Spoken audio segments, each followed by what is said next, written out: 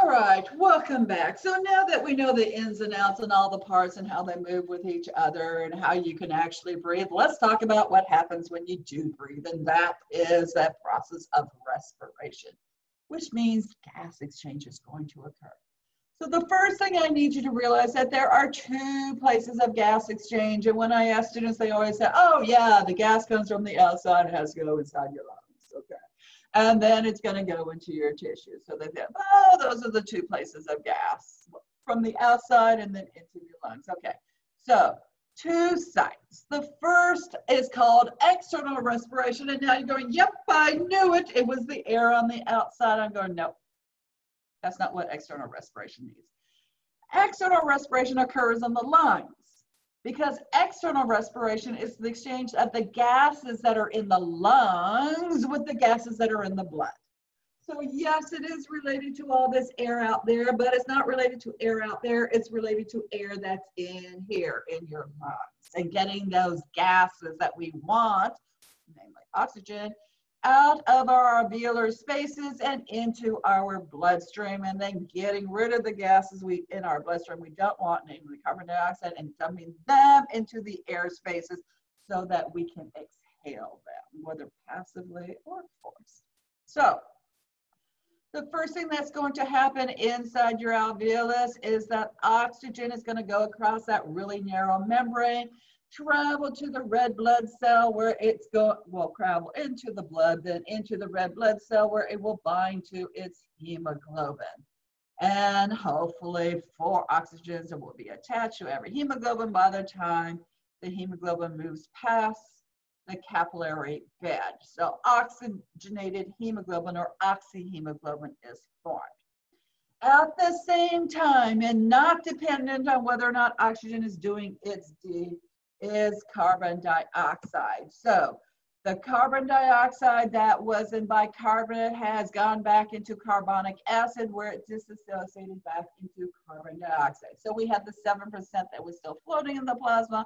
We had the 23% that might have been attached to the hemoglobin, which is now in the plasma, and we have the 70% that was the bicarbonate ion back as carbon dioxide, so that carbon dioxide can be unloaded and be dumped back into the alveolar air sac. That is external respiration.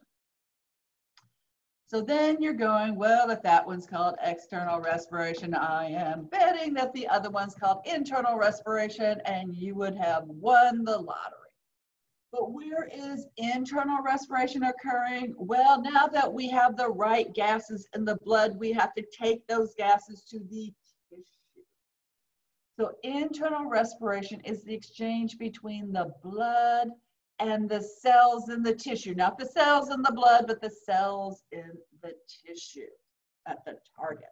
So at this point, oxygen is going to disassociate, like one of them is going to drop off the hemoglobin and go into the tissues. Maybe a second one will drop off if the tissues really need some more. At the same time, those tissue cells, and doing all their metabolism, have produced a whole bunch of carbon dioxide in those 3 steps of cellular respiration, and they're going, get rid of it, get rid of it. Okay, it's trash delivery day. We need to get rid of the carbon dioxide. So we're going to load it. 7% will be dissolved in the plasma. 23% will bind to hemoglobin, albeit at a different place than the oxygen and not dependent on it. And then the last 70% goes into our one equation we are learning this semester, where it will bind with water to form carbonic acid and then disassociate it into a hydrogen ion and a carbonic acid ion. And the cool thing is the same enzymes that have the reaction go in one direction also work in the other direction. So this is just like stuff that happens in your muscle. It's a miracle. It is amazing. Whoever designed you was absolutely brilliant. All right. So let's talk about when you breathe, when you're born. Sorry, because you know before you're born, you're not breathing. Mom's doing all the work for you. She does all the work for you for a long time. Okay, you need to remember her on Mother's Day, but that's just an aside. So getting back to before you're born, your rib cage is condensed because you don't need to breathe. Your pulmonary vessels are condensed, there's very little blood flow, and the blood flow that's not taking any of the shortcuts. And besides, there's no oxygen, so it's not picking up oxygen.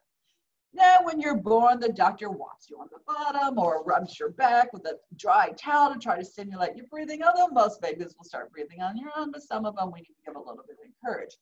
And what happens with that first breath? That thoracic pressure drop pushes fluids out of the airway, does some inflating of the bronchial tree, inflates most of your alveoli and fills most of your pulmonary vessels, which is awesome. And with every breath, you're getting more and more fluid out. You've seen them with the little bulb syringe on movies and stuff trying to suck fluid out. Yeah, we're going to help you. You're a newborn baby. You don't know what's going on. You don't know how to breathe. You haven't had to breathe for 10 months. And I know you say, no, you're only pregnant 9 months. You're pregnant 40 weeks.